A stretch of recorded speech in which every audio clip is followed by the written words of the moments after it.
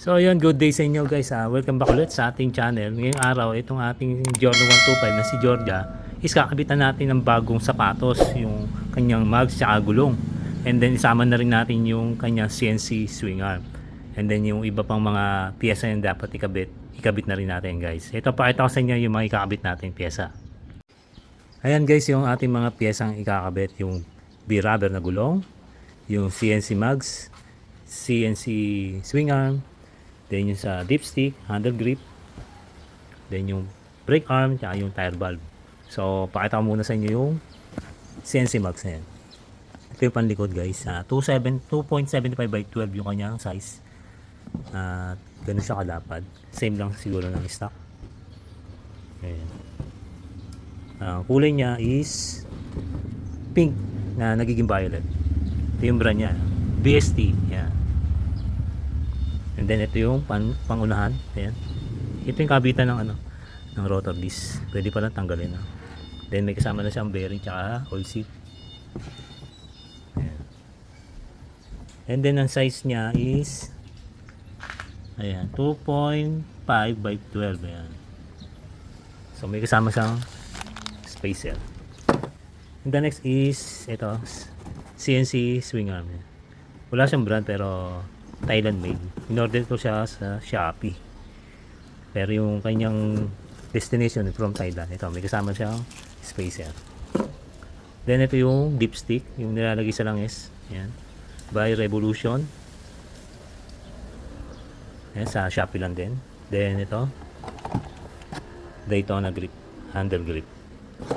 Then itong brake arm na switch. Ayan, kulay pink din.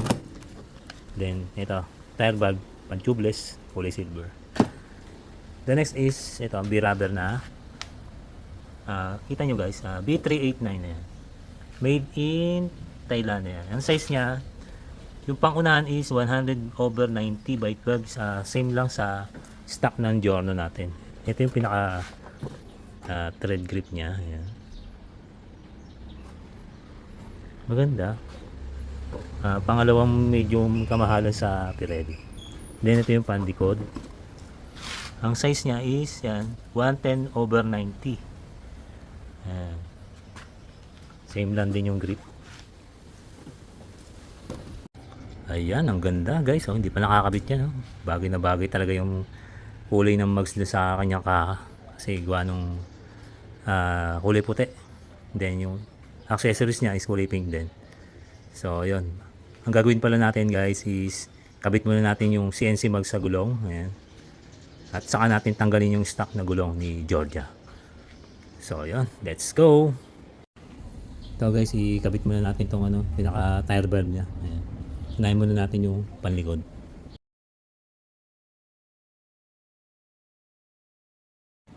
Next naman natin yung pangunahan guys. Ayan.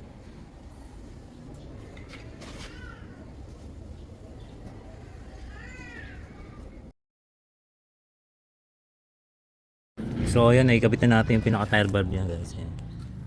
Bali dito siya nakaparing sa may kabila, sa may right side. Then ito naman yung pang likod is ganoon din sa right side nakaparing. Kasi dito sa unahan yung disc brake, medyo kung dito nyo ipapaling sa gabal, hindi mahangin na ng maayos. Kaya dito sa walang sa gabal, dito sa side na to, right side, ganoon din dito guys, para madali-dali siyang hanginan. So tara guys, kabitan natin yung gulong. So ayan guys, unahin muna natin itong panguna. Kabitan natin itong gulong guys. Hanapin lang natin yung pinaka-rotation niyan. Bali ito, nasa kaliwa yung disc niyan. So ang ikot niyan guys is pa-counter. Ayan. So ang hanapin natin yung rotation ito. Ayan, pa-counter. So pag ganun na ikot. Ganyan. Ganyan nakabit. Papunta doon.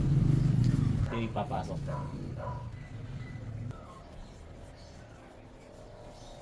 Para mas mabilis pumasok, lagyan natin ang pampadulas.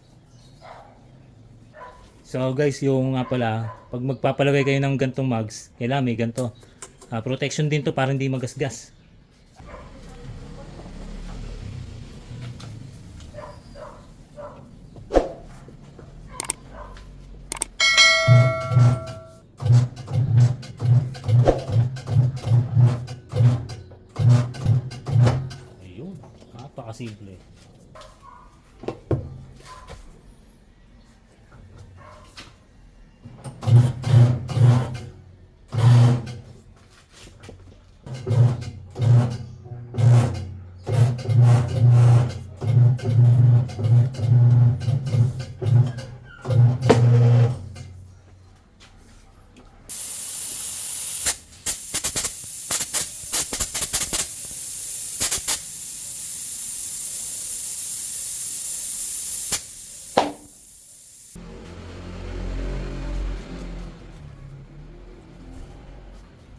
Alright. Pumuputok. Next naman natin, itong panlikod.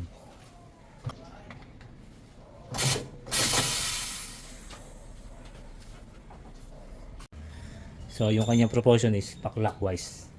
Then, hanapin natin yung rotation. Saan ba? Ayun. Ayan guys. Pa-clockwise na ganun.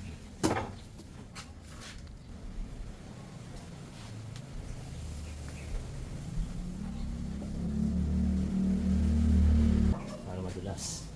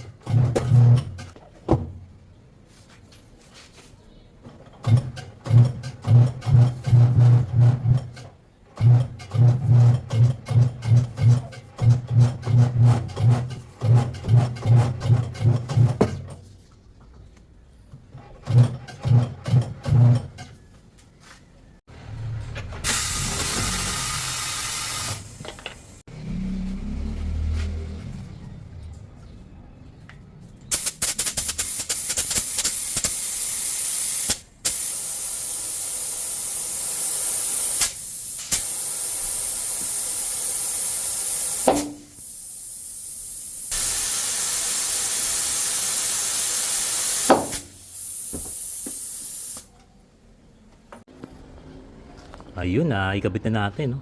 Solid. Baka basic, hindi man lang ako pinagpawisan guys. Basta kompleto kayo sa gamit. Meron kayong tire changer machine. Basic lang, walang manong B. Yan. Walang gas-gas. Smooth yung pagkakabit. Dapat 30 minutes. So yun. Baklasin na natin tong mga gulong ni Georgia. Tara. Ito muna ang unahin yung babaklasin natin. Tanggalin muna natin tong caliper. Saka yung disc.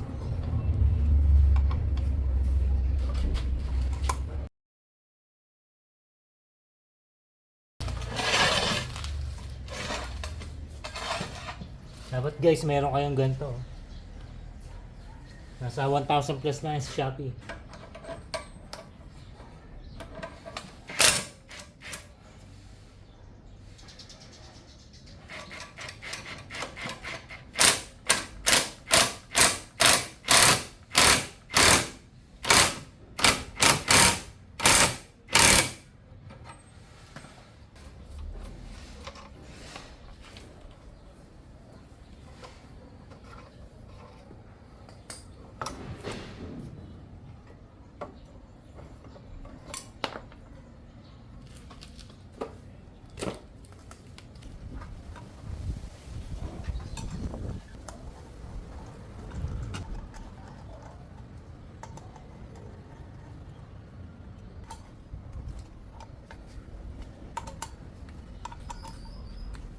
Tinanggal muna natin guys yung tornilyo para may pasok ng caliper.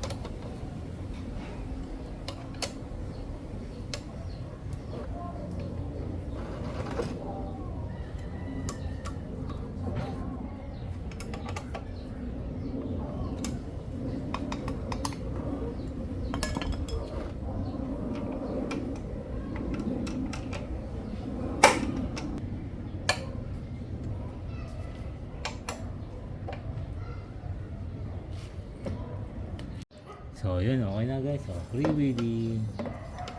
May na tama na ng konti pero washer lang tapat.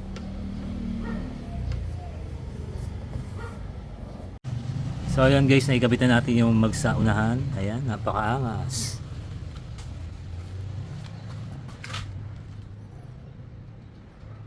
Next natin is yung panlikod. Ayan, baklasin natin. Tanggalin muna natin yung pipe guys.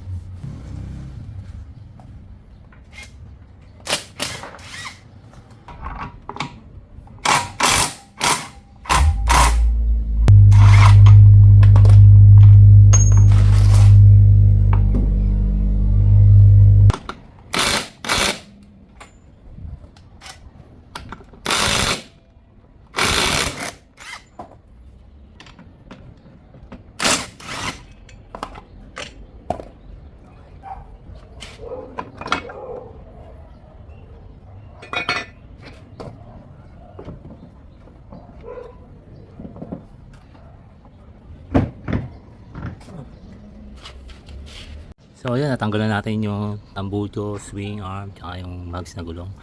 Then dito, tatanggalin natin to guys, yung brake arm. Siguro tatanggalin to yung brake shoe bago natin matanggal yung brake arm.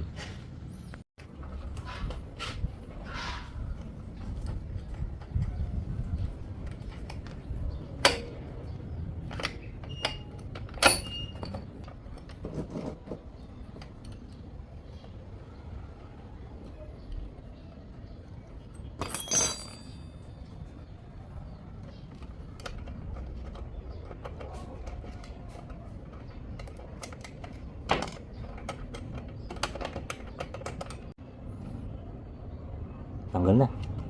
Sila tanggalin mo. Ito yung kakabit natin.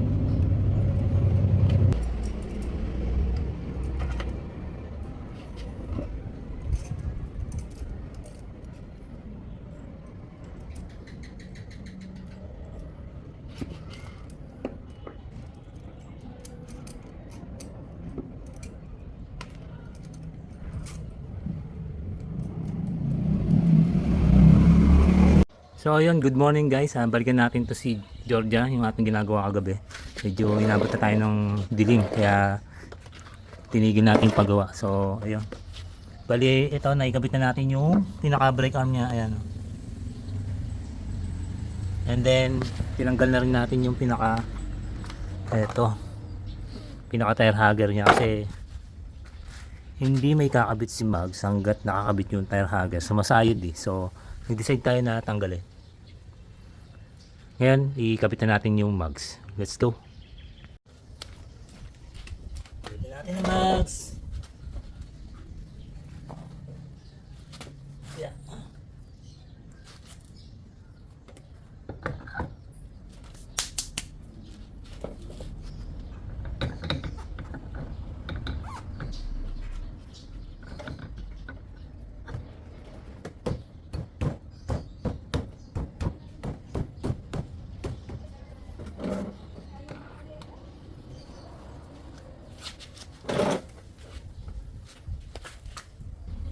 So guys, ikabit na natin tong CNC swing arm. Ayan. By Jaso. Ayun. Kapal, bigat. Sakto.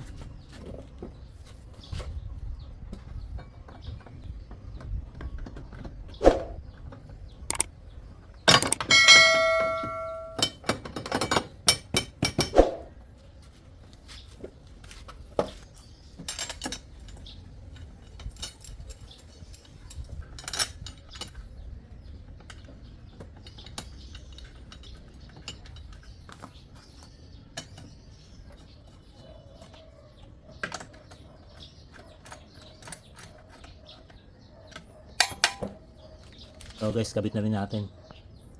Oil dipstick. Kasi hindi nyo may kakabit to guys hanggat nakakabit to kasi tumatama. Ang haba nito. Yan, nakaganyan yan. Saktuhan lang. Kaya kailangan mauna muna itong swing arm tsaka ito, dipstick.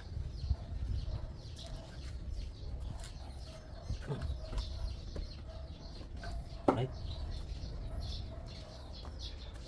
spacer.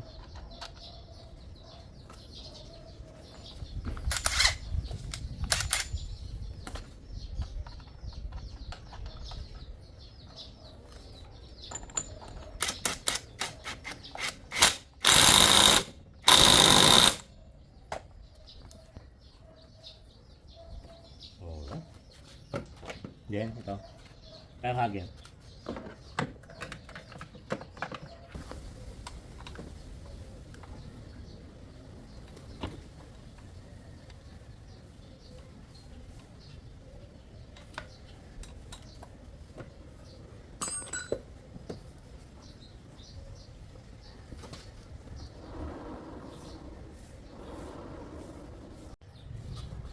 Kabit na natin ang pipe.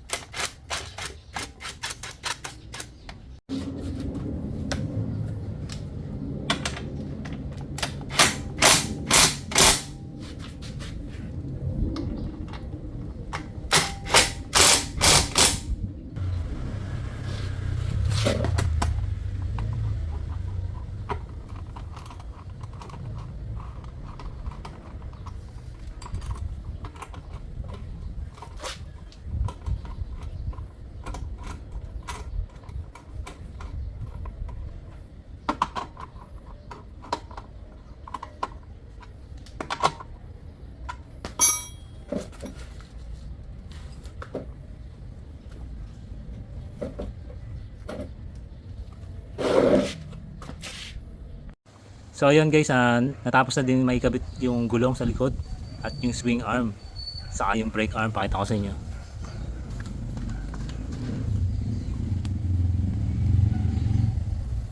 So okay naman yung preno nya, matigas-tigas na rin. Then freewheeling, try natin. Alright, walang sayang, sakto lang. Then pati yung dipstick, ayan. Kunti lang talaga yung clearance niya dyan guys, ayan. Kaya hindi nyo matatanggal yung swing hanggat hindi nyo tinatanggal itong dipstick.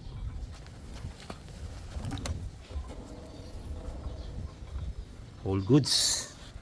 Hindi naman sasayad sa gulong, sa tire hugger, ayan. Malaki-laki pa clearance. Need mo lang talaga tanggalin to guys, kasi medyo matigas tong part na to eh. Kaya bago nyo ikabit tong mugs, tanggalin nyo muna yung tire hugger. May dalawang tornilyo na sa ibabaw na maliit. So yan yung itsura ni ni Georgia. Ayun si Alexa, oh. Tatampo. Si Georgia daw yung ginagawa ko. Hindi, joke. Tara guys, labas tayo. Nandito si Georgia. Ayan. Ayan guys yung kanya itsura. Tapos na natin kabitan ng mugs, swing arm, and then yung brake arm, tsaka itong handle grip. Ayan.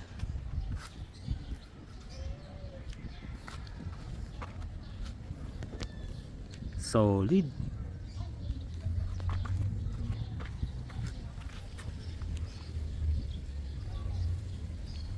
Ayan, gulong niya B-rubber. Hindi natin Pirelli ginamit na gulong guys. So yung ating Aerox B3 na si Alexa is naka Pirelli na eh.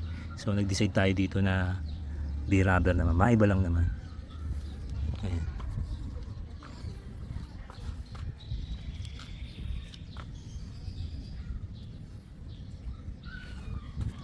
So yung kulang na lang dito is yung kanyang radiator. Ayan. Bukas kabit na natin yung BRD na radiator.